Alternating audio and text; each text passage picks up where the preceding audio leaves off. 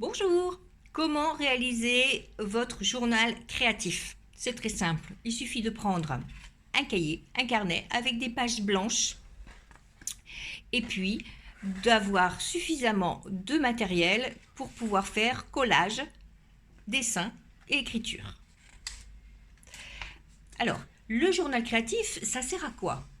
Alors, c'est un peu dans l'esprit du journal intime pour les adolescents, c'est-à-dire que dedans, on peut exprimer ses émotions, ses envies, ses désirs, ses peurs, ses sensations, ses souvenirs, ce qu'on n'ose pas dire de vive voix, se lâcher, s'autoriser, se libérer, être dans le moment présent, enfin bref, avoir son petit jardin secret pour s'y ressourcer.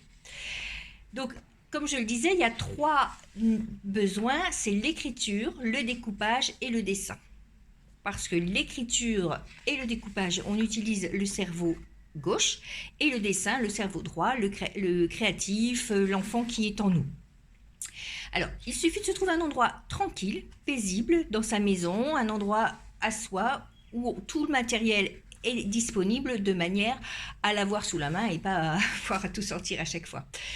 Ce qui est bien, c'est de le faire une fois par jour, mais une fois par semaine ou de temps en temps, quand vous avez envie de vous ressourcer, il n'y a pas de souci. Donc ça, c'est un format A4.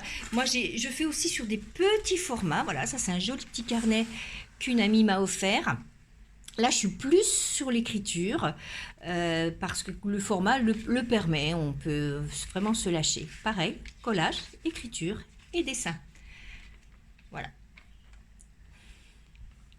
Donc vous pourrez aller voir, j'ai une page Facebook de journal créatif, je mets le lien en bas, c'est gratuit et tous les jours je propose une idée à faire si vous êtes en manque d'idées pour votre journal créatif. S'il n'y a rien qui vient, vous êtes devant la page blanche, eh ben, n'hésitez pas à aller sur ma page pour trouver l'inspiration.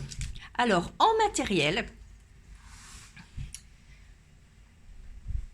on peut utiliser ce qu'on veut. Alors là, j'ai beaucoup de choses, mais vous n'êtes pas obligé d'avoir autant de choses.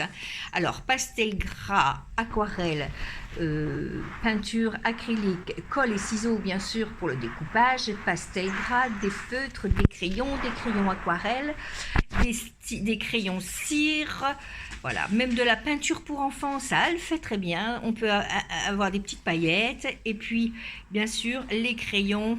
Voilà, toutes des feutres pour écrire, donc différentes pointes et différentes épaisseurs. Je vous remercie de m'avoir écouté. Je vous souhaite un bon journal créatif à tous.